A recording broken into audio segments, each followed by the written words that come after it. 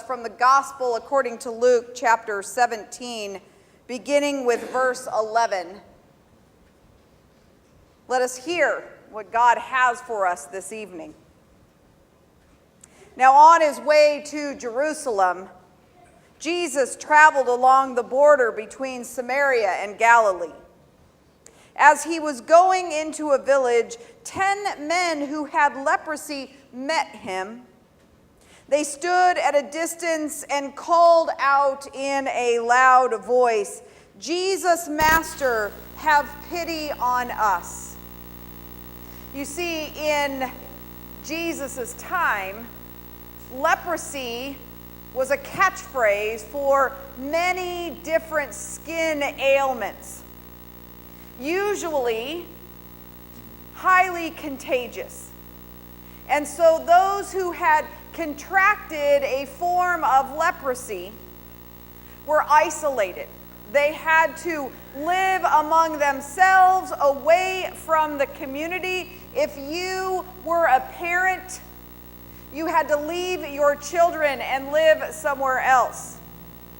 If you had a job, if you were employed, you no longer had that job. You could not work among others, and so you were unemployed. You were living outside the bounds of the city.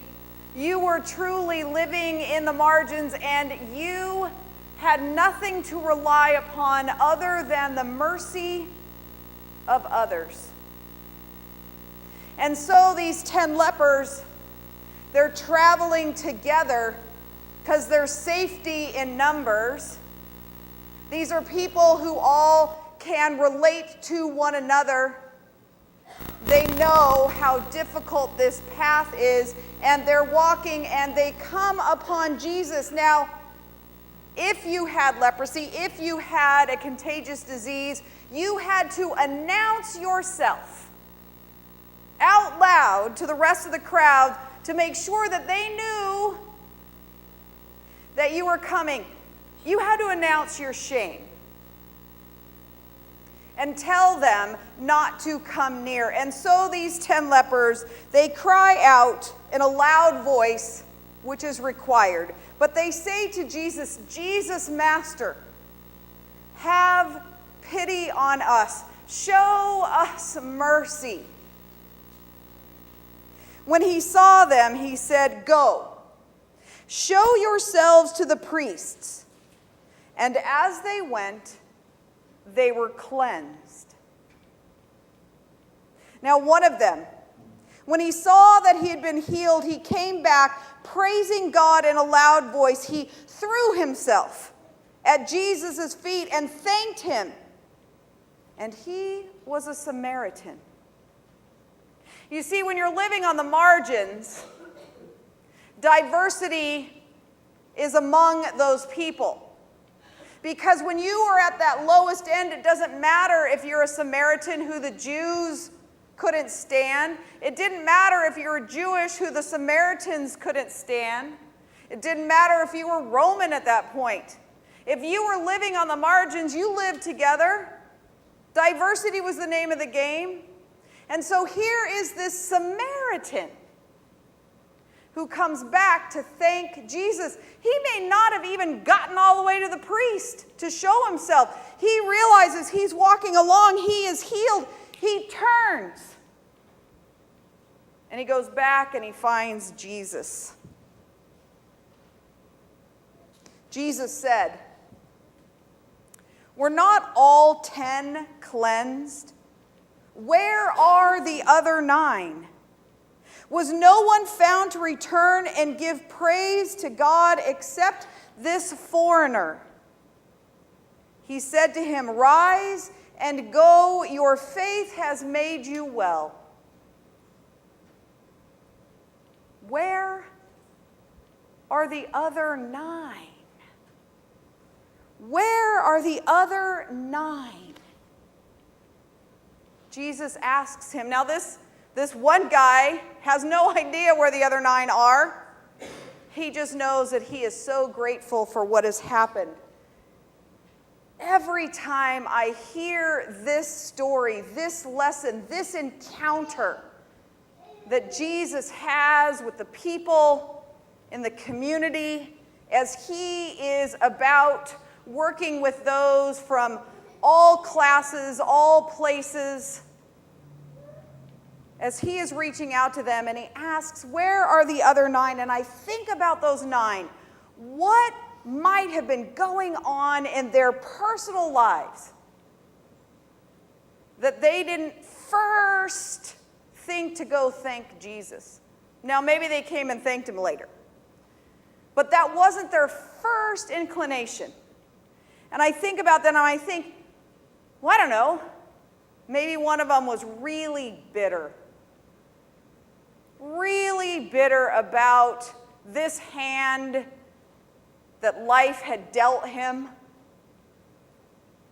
And so he gets healed, but he's just absorbed in his own stuff.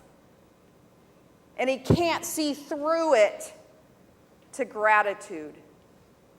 I know sometimes I can be bitter about things, and it prevents me from seeing the goodness of God in my life. Maybe one of them was really exhausted. How many of you have known exhaustion before? Any of you? We feel physical exhaustion sometimes, mental fatigue, emotionally we get drained, right? And we think, how am I going to put it all together? Maybe one of these guys was really exhausted and just didn't have the strength or the motivation to turn around and go thank Jesus. Sometimes do we get so tired we forget about our faith? Maybe one guy was entitled, because that's not a phrase we throw around these days, right? Maybe he felt like he deserved it. Hey, I should be healed just because of who I am. So he didn't think about thanking Jesus. Maybe one guy was so elated, so filled with joy that he forgot to go back and thank Jesus. I would guess that maybe later he came to his senses and maybe tried to seek Jesus out. But sometimes I know I get so excited about something, right? I am in fast forward, and then I forget about some of the important things that need to happen because I'm just on that path. Maybe one of these guys, this was his identity, being sick. Maybe this is what defined him. And Jesus has taken away his identity. He probably didn't think about being thankful for that. He's got to put a whole new identity together, a whole new way of life. Maybe one of them feels now abandoned by all those that they hung out with, because if you got healed like that and you had a family, I'd be going right back to that family, right back to the job. I don't know that I would have remembered all of them. We have these really tight friendships in high school, right? And then we graduate and we go off to wherever life is taking us.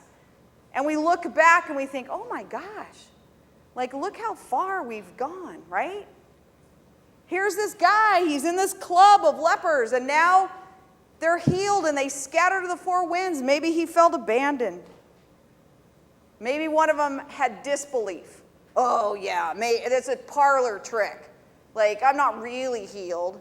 Maybe it's going to take some time for it to sink in, that he's got questions and doubts and he's got to work it out. Sometimes that's the way faith is. Maybe somebody was truly just ungrateful. I'm not going to thank Jesus for that. Or maybe they're in denial.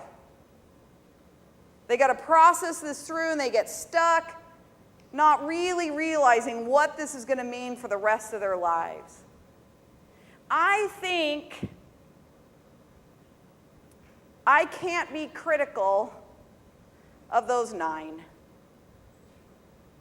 I want to say, yes, I would have been the one who raced back to Jesus immediately.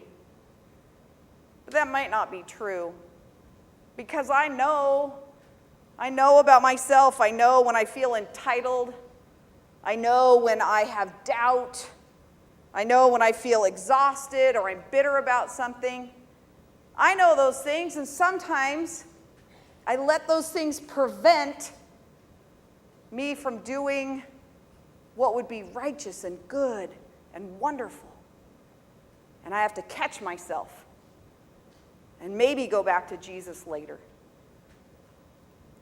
I don't know where the other 9 really went, but I do know that I can identify with some of them maybe about what they were struggling through as they received healing from Jesus Christ. But I also know that when I'm stuck in those places, gratitude is one of the key elements to healing.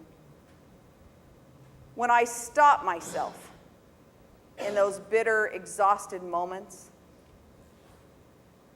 and I start focusing on the things that I am grateful for, and I start listing them and thanking God for them, my whole attitude changes. The way I feel changes. My outlook changes. And I can know the healing power of Jesus Christ in my lives. So this evening we come and we are grateful. And this is the place that we receive healing.